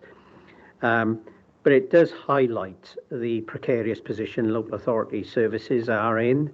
And again, Councillor Griffiths, I think the point you make about grants, difficulty always is everyone wants to take a grant because there's extra money. The problem is when it's withdrawn, you either baseline that in your budget as it's an essential service, and if you have to baseline it, you have to drop something else off the end. And I think those are the difficult decisions you as councillors have to make with the officers, and it's a great shame, you know, that, you know, real key services are being lost. But again, if we had the answer to that, then I'm sure, or certainly I had the answer to that, I'm sure, we'd be in a much better position. But it is difficult going forward. And, again, thank the officers for, highlighting those areas in the reports. So we've got the recommendations that we considered the corporate risk assessment 23-24, which we've done, and we considered the updated 2023 risk management policy, which we've done. Someone prepared to move? Thank you, Councillor Hughes. Can we have a seconder, please? Seconder. Thank you, Councillor Griffiths. Anyone against the recommendations? No, thank you very much. Carried unanimously. Item 8 then, we're on the Treasury Management Strategy 23-24. Okay, thank you, Chair. I'll take this one. So the purpose of this report is to provide committee this morning with the draft Treasury Management Strategy for the coming year, which includes our borrowing strategy, our investment strategy, and the indicators for Treasury Management for the period up to 2025-26. So members will be aware that Treasury management activities are the management of the Council's borrowing, investments and cash flow, including its banking, money market and capital market transactions. These activities are regulated by the Local Government Act 2003, which provides powers to councils to borrow and invest monies, as well as providing controls on the limits of that activity. We are required as a council to approve a Treasury management strategy before the start of every financial year. And this should set out to councillors and should set out responsibilities for both councils and chief financial officers, the delegations that should be in place and the reporting arrangements with regards to Treasury management activities. So the strategy that's here this morning has been updated to reflect the current economic climate, including the impact of higher inflation and higher interest rates. So just very briefly, having reviewed our long-term debt and updated the capital programme for the coming year, it is forecast that the Council may need to borrow over the next 3 years. This position will be reviewed before the final paper goes to Council in March to reflect any changes to the capital programme. And obviously this position is closely monitored throughout the year. We've also made some proposed changes in here with regards to how we manage our investments. And the key change would be that we are reducing the total investment that we can make with any one local authority from £12 million to £10 million. And we're also putting in the policy that this should be invested for a period of no more than 2 years. I would say that the vast majority of the investments that we do make with local authorities are for a period of less than 2 years, but that's what the policy would say. So it is a key document within our financial management framework, and it will be presented to Council for approval alongside the budget in March. So I just take you to the recommendations, Chair, in section 9 of the report. Thank you for that, Caris. Clearly a comprehensive report. Questions? Councillor Bledsoe. Thank you, Mr. Chair, and I'd like to thank Harris for the report. I certainly welcome the changes to the lending to other local authorities. I know I've spoken to Caris about this many times, and I'm sure she probably anticipates where this question is going. I'm just wondering whether that is felt to be enough in light, because I know we've had conversations in full council meeting around not the risks, because I think risk is actually the wrong word, because after listening to your answers, I've gone away and I have looked into this quite drastically, and I do go back to the Thurrock, the loan that we have out to them, and the protections that are in place for that. But I do certainly still have issues around lending money to them, and I know it has been raised in a full council meeting by a written question by Councillor Wathen of this committee about including some kind of extension of our ethical lending policy that we have in our ethical pensions policy. I was just wondering if that had been considered at all in the production of this. Caris?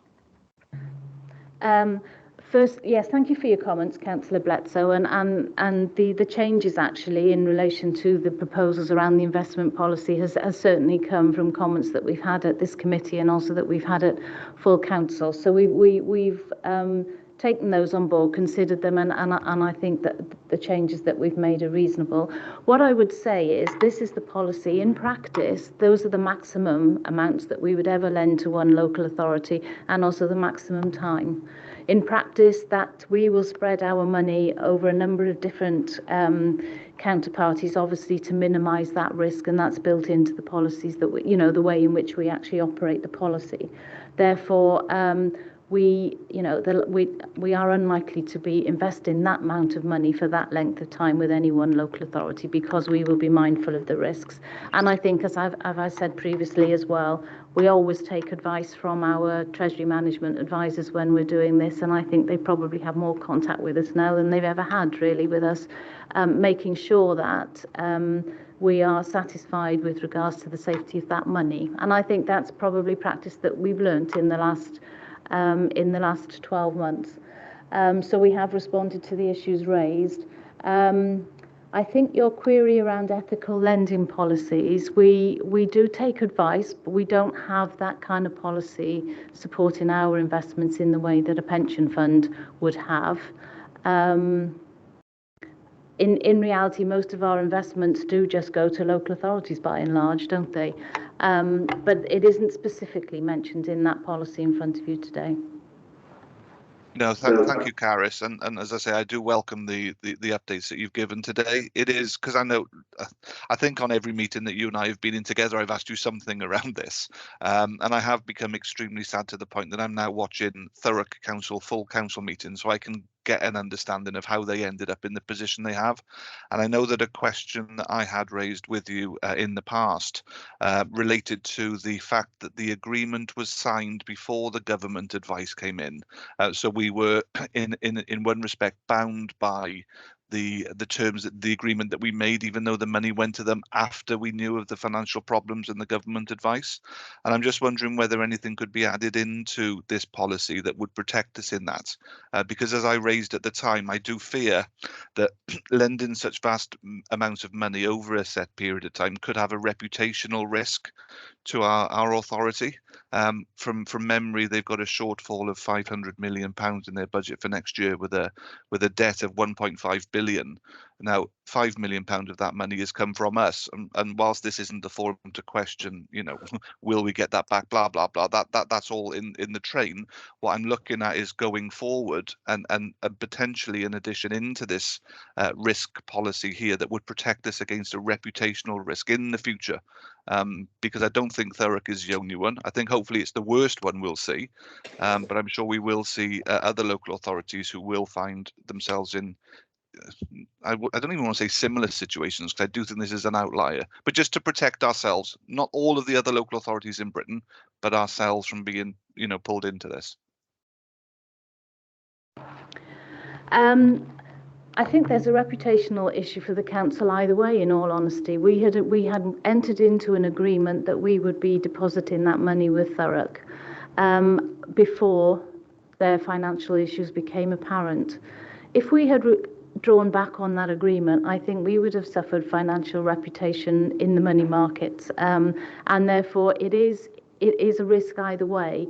But what I would say is that we do, as I've already said, really, we double check everything now before we make any deposits anywhere, and certainly take advice from our Treasury Management advisors, who will be absolutely up to date with what's going on and where. And that's now built into our day-to-day practice. So I think from that point of view, we've tied down that risk probably as much as we can. My concern on the Thurrock one, if we'd reneged on our agreement to place that money with them at the time, we would have had a reputational risk ourselves.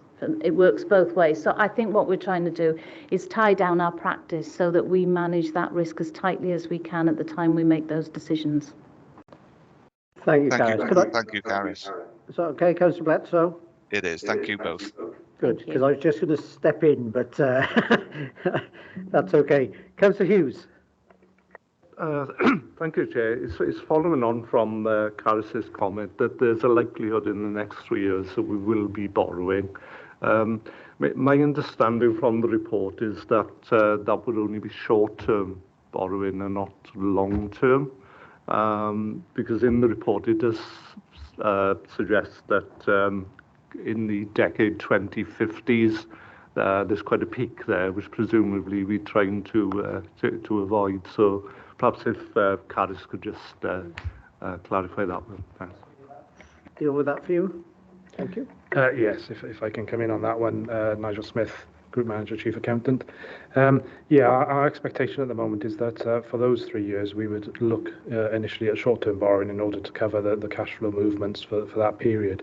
It is something that we keep constantly under review, and it is impacted by other factors, such as how the spend on capital programme, should that slip, and then that would slip any need to borrow in that sort of period of time. Any of the funding that we do receive, sometimes without too much advance notice from Welsh Government towards the end of the year, that can have an impact on us and our general cash flow position as well. It's something we closely monitor, and we would only borrow if we actually absolutely needed to. Martin, is that okay? Okay. Councillor Griffiths. Thank you, Chair. 2 questions, if I may. The first one is to pick up on Councillor Bledsow's comment about an ethical policy. I do feel that there is wide support for adopting an ethical investment policy, and I wonder if Caris could advise us on the best approach for us as councillors to encourage officers to actually set an ethical policy. Is that something that this committee should request, or is it a full council or other means?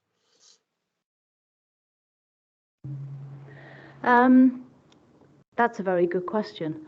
I think it was actually raised in full council. So I think for me, it's an issue that we need to take away as officers. I'm not sure and consider whether or not it could be included in the strategy at some point. Whether or not we can get it into the strategy now to be set for next year, Councillor Griffiths, I'm not sure. But it's certainly something that we can consider and talk with our Treasury Management advisors with regards to what the implications of that either way may be. So I think as far as I'm concerned, I've heard it from members. I'm happy to take that away as a suggestion of something for enhancing the strategy going forward. That's fantastic. Thank you, Caris. My second question was around the impact of the significant changes in interest rates for both borrowing and lending over the last 6 months. And I wonder if you could just broaden a little bit, Caris, on the impact on our Treasury strategy of those changes in borrowing and lending rates. Yeah, if I could come back in on that. In terms of our borrowing, certainly our long-term borrowing is at fixed rates. So at the moment, changes to interest rates isn't affecting that because they are at fixed rates. We do have the lender's option, borrower option, LOBO loans that may be subject to a call-in depending on if interest rates continue to increase. But should that happen, should there be a call-in, we did look to repay those or refinance them at a more preferential rate if there was going to be an increased cost to us.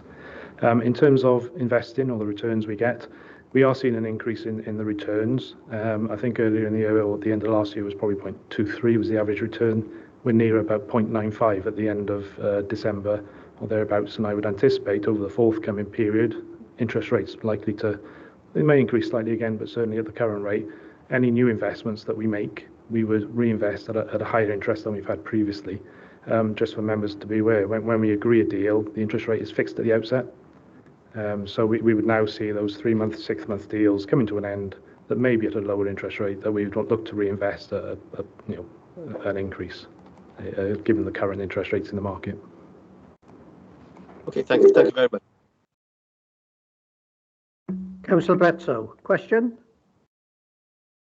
Yeah, thank you, Mr. Chair. Given Councillor Griffiths' statement just then, would it be possible perhaps for this committee to request that ethical investment policy is considered, proposed, and could that be something that this committee could move forward as a request? I'm not sure the workings on that. Councillor Bledsoe, picking up what was said from the officers and from yourself and Councillor Griffiths, I'll wait for Caris to listen a minute. Caris, I was going to put a recommendation in on the basis that to explore whether an ethical borrowing policy or whatever it may be can be included in the future Treasury management strategy, subject to advice being received from the Council's professional advisors. Because I think the difficulty we got is, I don't want to make policy on the hoof here. And again, and I'm sure you'd agree, Councillor, the Council needs advice. In regards to, is it ethical borrowing or ethical investments or whatever it may be, is whether that then limits your opportunities of borrowing. I don't know, it may be a decision that the council wants to take, that it'll only borrow from certain places. So if you're happy with that, I'm happy, Councillor Bledsoe, given the strength of feeling that we put a recommendation, but it will allow the officers to go away and explore now, ready for the next strategy, during which time, obviously, they can take the professional advice.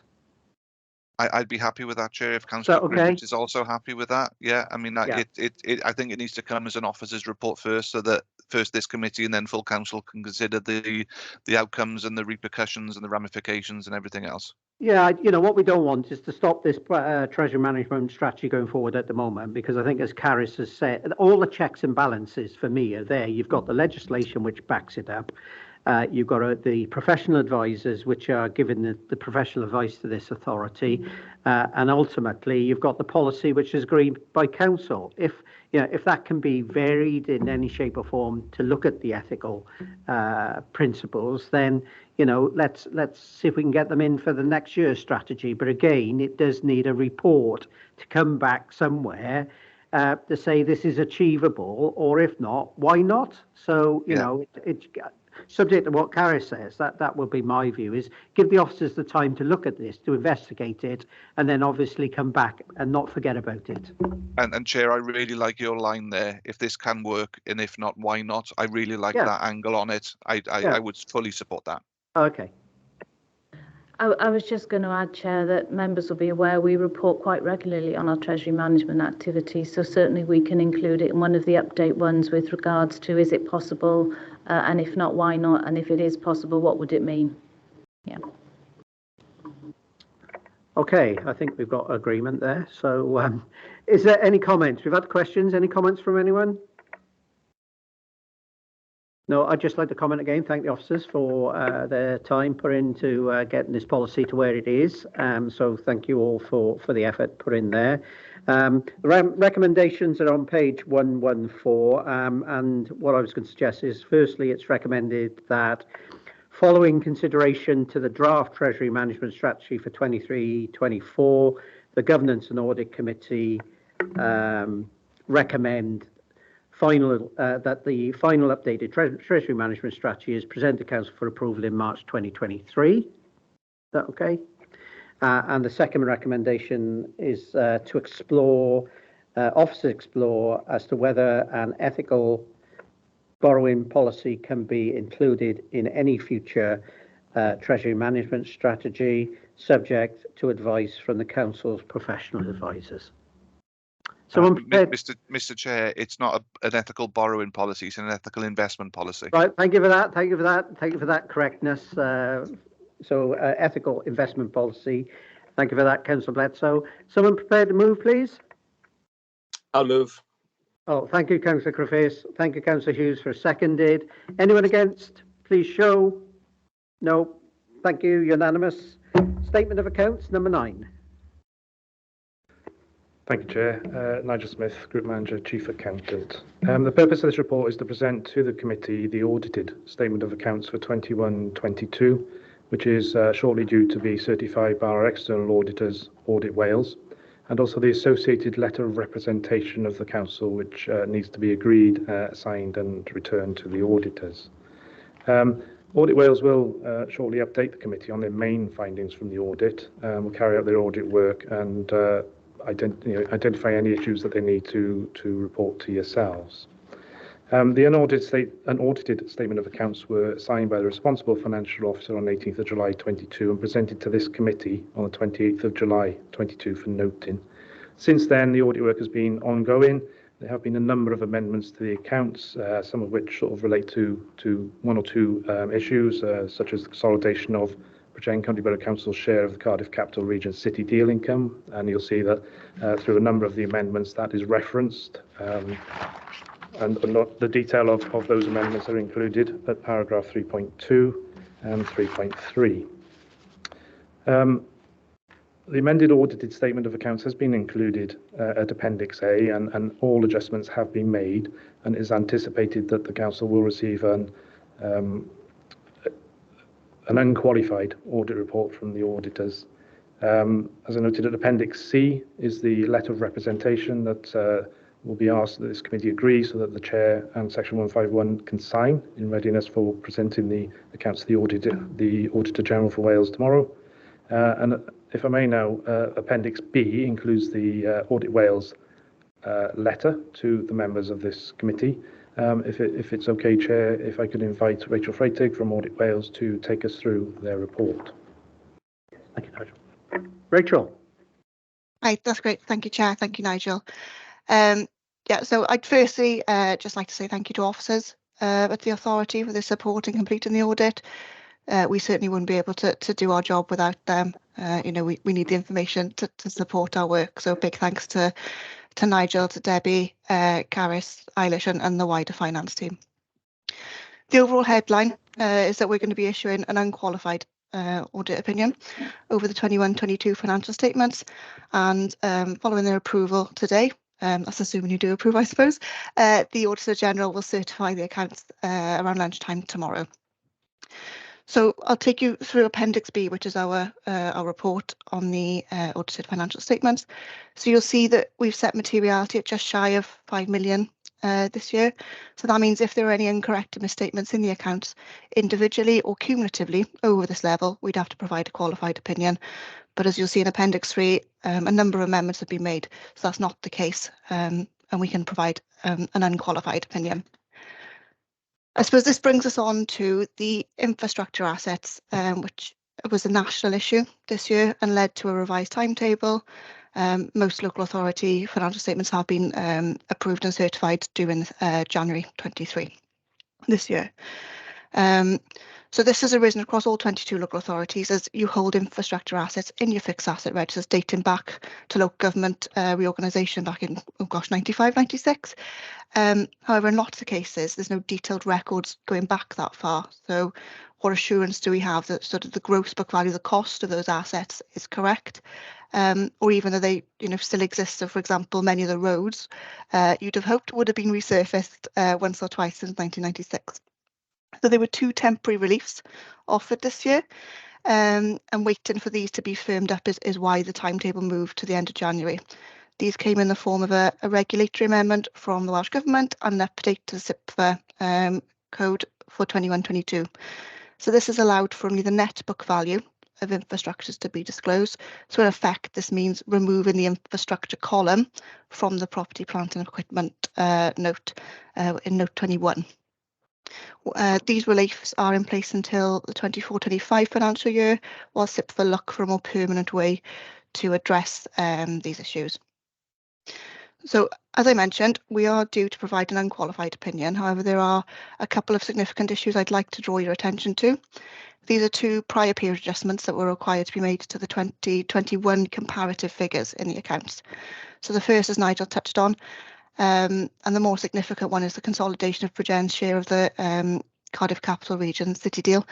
So this is consolidating Bridgend's share of the assets, liabilities, income and expenditure into Bridgend's local authority single entity accounts. So as Bridgend's share of these assets is material, they needed to be recognised, and they were material last year as well. So that's why the prior period adjustment was required. So, for example, you see littered throughout the accounts now references to your share of assets and liabilities. So, for example, Bridgend's share of the City Deal's cash balances is included within the overall cash balance on Bridgend's balance sheet. The second prior period adjustment arose from an updated actuarial report that was provided to the authority in June 21. But the 2021 accounts were not updated to reflect the updated figures. There was a significant movement of 11.5 million in the 2021 figures between the original and updated actuaries report. So that needed to be reflected as a prior period adjustment in the comparative figures, so the 2021 figures in the pension disclosures. The impact of both of these prior period adjustments is set out in note 32, and that sort of sets out the impact on each of the primary statements. If we jump down to Appendix 3, which is a summary of the corrections made, I won't run through all of them as there are quite a number, but I suppose quite a few of them, the majority of them really, are due to the consolidation of the city deal for the first time. This is, this was by no means a small change to the accounts. It impacted all of the primary statements and a large number of the disclosures. So, it was anticipated that it wouldn't be perfect first time, but I'm satisfied that we've worked with the authority. The adjustments have been made satisfactorily, and going forward, I suppose we've laid the foundation to get these adjustments and this consolidation right. So going forward, we should see the number of amendments coming down quite significantly. Some of the other amendments then relate to netting down internal transactions between the authority and schools, to remove creditor balances that didn't relate to the financial year, and reclassifications of balances in the balance sheet. I'm happy to take questions on any specific amendments, but I wasn't proposing to go through each of them individually. So I'll leave it there and take any questions if there are any. Yes, thank you, Rachel. Again, I'd like to endorse what you said. Well, thank you first and your team for going so thoroughly through the accounts, and certainly the officer team of this council for presenting the accounts. One thing I think we've got to remember is these are unqualified accounts now, so that's a good position to be in. There were two big areas which in reality you've picked up the Cardiff City deal and the other one, so those being addressed as well, and as you've said, puts the council on a firm footing for next year going forward, because they've been identified. So that's a good place to be in. So clearly, the report is there. We're looking backwards, but the saving point for me is it's unqualified. So it's a good position to be in. So, Councillor Griffiths. Yeah, I just wanted to second your comments there, actually, and to say thank you to Carys and the entire team for getting the accounts prepared for the position, and thanks to Audit Wales as well for giving us that unqualified opinion. So I think there's some really good teamwork going on over here over a long period to get to this position. So Carys, I think you to be hugely congratulated on getting to this position. So thanks to everybody. Thank you for that, Councillor Griffiths. Biden.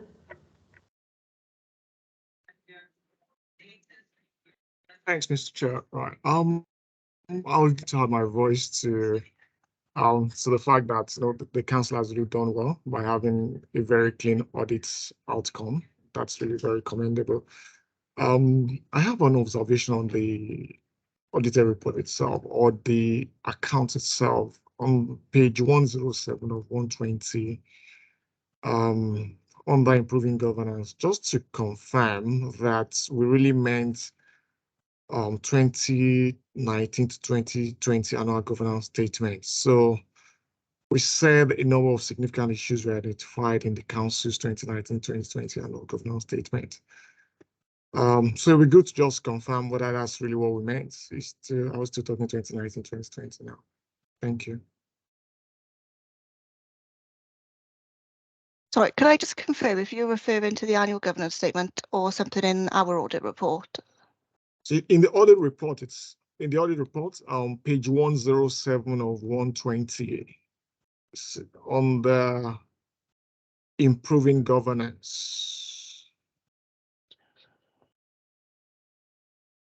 it's item 5.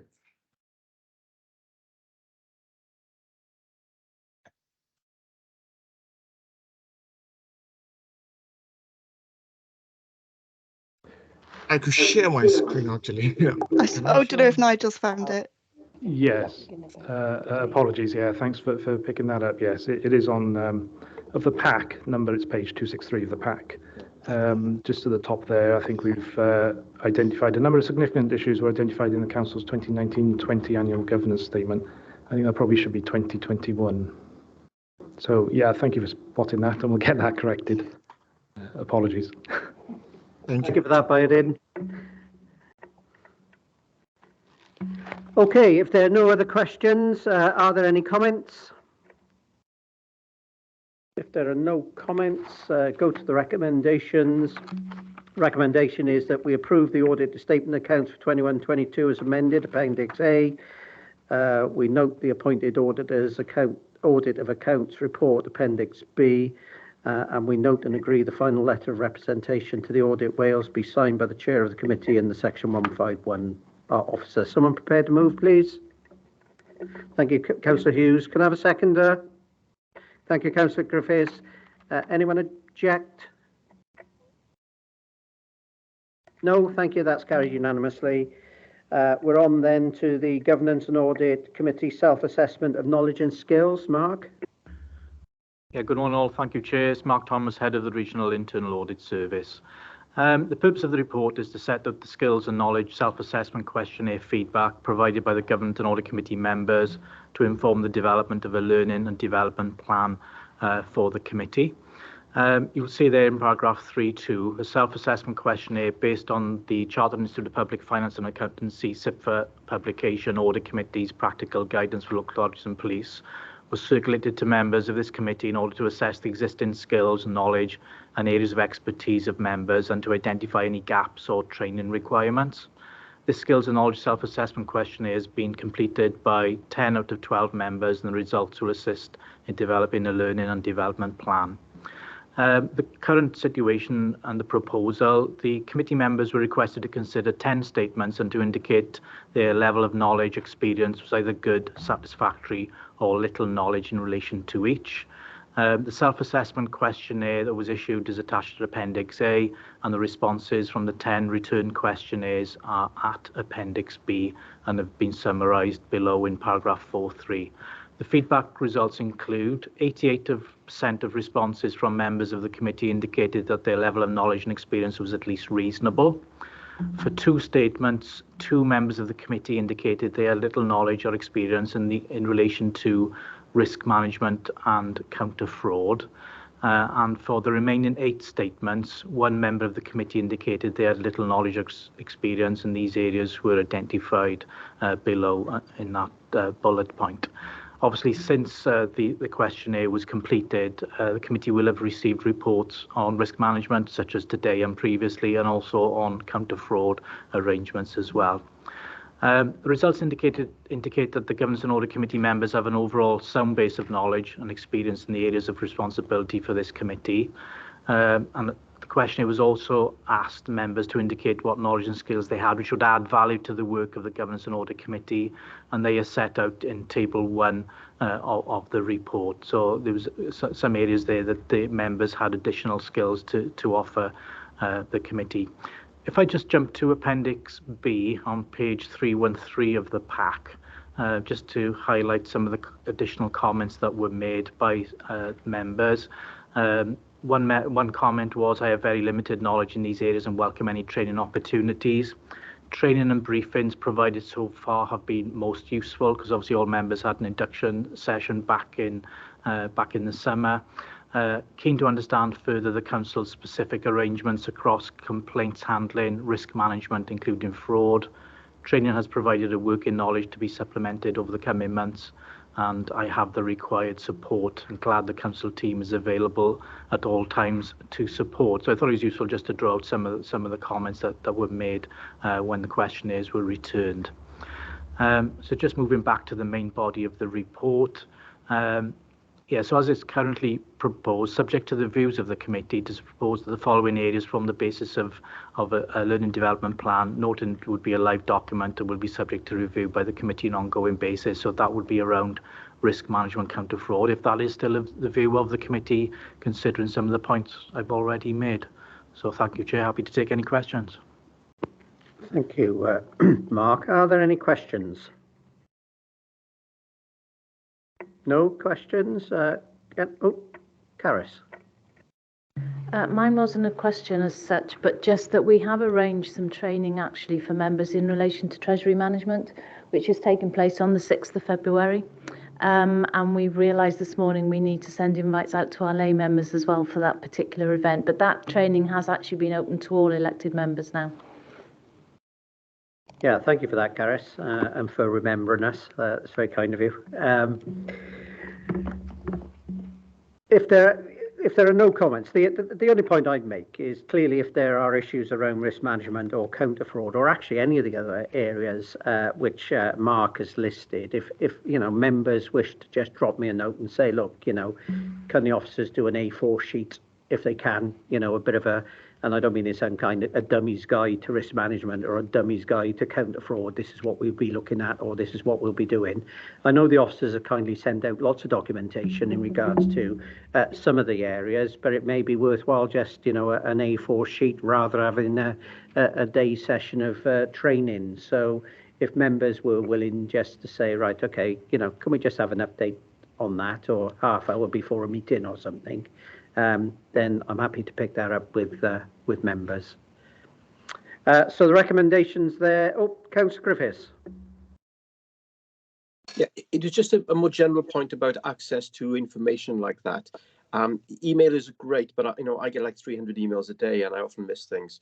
Is it possible for us to create a library of this training materials and information materials where we can go to and take it sort of on demand? I think that'll be a much easier way for us to continue the good work that's being done on the training side. Yeah, thank you for that, Councillor Griffiths. I think that's a wider agenda for me to ask the officers to look at, because clearly the elected members may have access to all manner of files on the council's website where we as lay members don't. So I think if that can be facilitated and looked at, that would be great. I completely agree with you. It's rather than have 600 pieces of paper, if you can go to one place and then say, look for whatever, it's a good point. So obviously recommendations there. We've reviewed the self-assessment questionnaire and feedback, and obviously if any further learning development is required, then if they could, any members let me know, or the officers know, and then they can take that forward. Someone prepared to move, please? Thank you, Councillor Hughes. Can I have a seconder? Thank you, Councillor Griffiths. Anyone against? No, thank you. Then we got progress against the internal audit risk-based plan 22-23. Joan. Yes, thank you, Chair. Hello. For the purposes of the recording, I'm Joan Davis, the Deputy Head of the Regional Internal Audit Service. Agenda item 11 at page 315 provides a position statement on the progress being made against the annual internal audit plan. The information provided is for the first half of the financial year up until the 31st of December 2022. Appendix A illustrates that 11 audit reviews have been completed, 6 with an audit opinion, whilst a further 6 had been issued as draft. It's worth noting 22 audits were currently ongoing at that time, and a large number of these audits were in many cases where the field work had already been completed and the reports were due to be concluded. It was a timing issue that there weren't more drafts or finals once the report was pulled together on the 31st of December. Of the ones completed, an audit opinion of substantial assurance has been given to 3 completed audit reviews, and an opinion of reasonable assurance to the other 3 completed reviews. The finalised audits have made a total of 16 recommendations to date.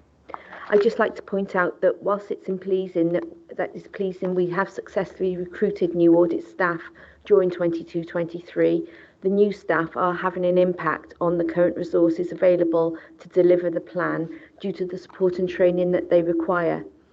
Therefore, to assist us with some audits, SWAP Internal Audit Service have been asked to undertake some on our behalf. However, it is currently felt that there will be sufficient coverage by the year end to provide an overall audit opinion, and I'm happy to take any questions. Thank you, Joan. Are there any questions? Good to see that the investigations are ongoing, or that it's good work from the team there, and good to hear that the new audit staff are embedding well, and again, learning as they go along, they only get better, and hopefully we'll get more audit reports. So thank you for that. If there are no questions, any comments? None. See the recommendation there that we... Oh, Andrew. So, Chair, yeah, just one comment. I'm just wondering as we go forward if we could have some sort of priority on maybe these areas. So I think looking at the audit plan on page 319, it's just difficult to see what is the high priority audits. I'd like to see the sort of number of days field work that they get allocated. And perhaps even if we split out, I suppose, what I'd call core reviews and other audit activities, such as liaising with external audit or ad hoc advice and guidance, I feel like that's in a separate bucket to what we think is, key risks that internal audit should be looking at. But no, I appreciate the paper and I think it gives a good update, but maybe a little bit further detail would be helpful to the committee. For that, Andrew, Joan? Yeah, by all means, yeah, we can look at that and rejig it to provide that information, no problem. Great, thank you. Thank you, Andrew. Just got in on time then. Go to the recommendation then. Oh, is that hand? Oh, that's gone. Recommendation that that we note the contents of the report and progress made against the 22-23 internal audit risk-based plan. Someone move, please. Thank you, Councillor Hughes. Can I have a seconder? Seconder. Thank you, Councillor Griffiths. Anyone against? No, carried unanimously. Thank you. Recommendation monitoring. Thank you, Chair. Okay, the recommendation monitoring report's been produced and presented at agenda item 12, and the purpose of this report is to provide members of the committee with a position statement on the internal audit recommendations made, implemented and outstanding as at the 31st of December 2022. Appendix A illustrates that in respect of the audits from the 21-22 plan, 2 recommendations remain outstanding as the agreed implementation date has been exceeded, whilst 28 recommendations have a future target date. Detail of the 2 outstanding recommendations are at Appendix B for your information. Of the 16 recommendations made in respect of the 22-23 audits to date, all have been accepted by management and 10 of these recommendations have been completed. There are no recommendations exceeding the agreed implementation date and 6 recommendations have a future target date. The monitoring of recommendations is undertaken regularly by auditors and any undue delays or issues will be highlighted to senior management and ultimately this committee. That's it, thank you. Thank you for that, Joan. Obviously, are there any questions? You'll see Appendix B, which relates to the 2 outstanding matters. I'm assured that the direct payments one is being dealt with by officers at the moment in regards to it's a processing matter rather than a fundamental issue. And obviously, in regards to good governance and risk management, you'll see the action points there. There's a cabinet approval waited for February. Point 2 is superseded by the cyber security audit, and action point 3 is being implemented. Councillor Griffiths. Thank you, Chair. Yeah, on that point 2 you just referred to then, although it says superseded by this cyber security audit, there's 2 parts to point 2. One of them is a digital maturity assessment. Where is that being picked up?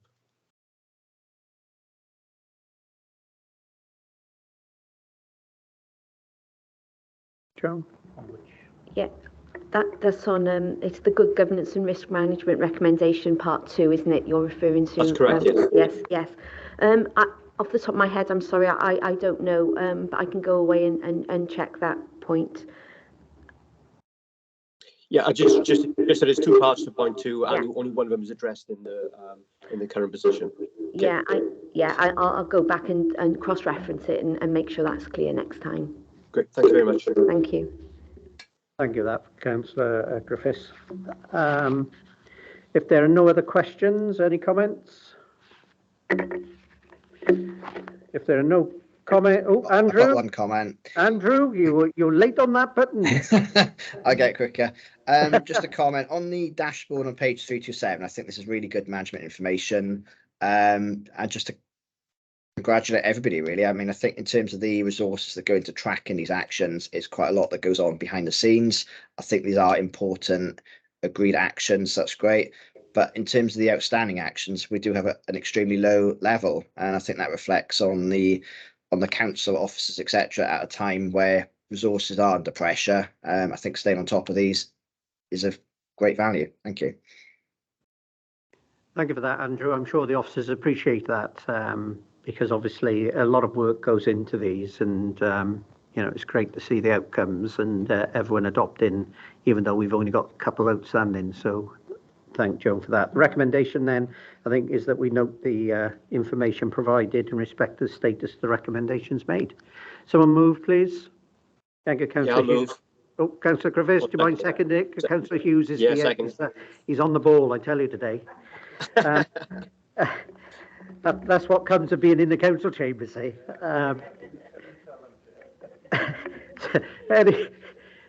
Anyone against? No.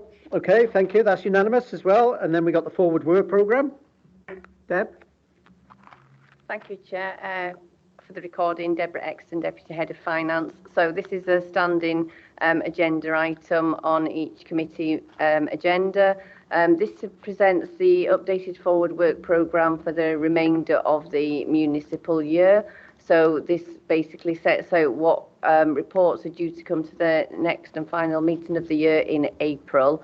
Obviously, we've had a number of changes over the year in terms of agenda items, and the role of the committee has changed and included new responsibilities, and a number of those are set out in section 3.1. So we try to ensure that through the forward work programme, you're able to cover all your core functions and responsibilities, and to be able to receive information and speak to officers in terms of that whole remit there. As I say, we've got one more meeting left in this municipal year, and the proposed agenda items for that are set out in the table in paragraph 4.2, and there are 9 items on the agenda, unless committee want to add anything or change any of those. What we will do then at the next meeting is bring a new forward work programme for the next municipal year, which will be 23-24, and obviously your committee will get an opportunity then to make any amendments that they feel that they want to do. So just take you to the recommendation, Chair, and that's to consider and approve the updated forward work programme. Thank you, Deborah. Thank you. Any questions, anyone? I think it's fairly straightforward. Oh, Councillor Griffiths. Councillor Griffiths. So apologies, I forgot to put my mic off. Yeah, so in terms of reference question, really. So on the previous, we just mentioned about a digital strategy and a digital transformation strategy. Can officers clarify for me which scrutiny committee would normally look at that? I just wanted to make sure that somebody is picking it up. I think that would be the Corporate Overview Scrutiny Committee, Councillor Griffiths. Okay. Okay, thank you very much. Thank you, Councillor Griffiths. If there are no other questions, any comment? Andrew, you poised there? Okay, if there's sorry about that. If there are no other comments, go to the recommendations then that the committee approve the updated forward work programme for 22-23. Someone move. Councillor Hughes, thank you. Can I have a second? Seconded. Thank you, Councillor Griffiths. Anyone against?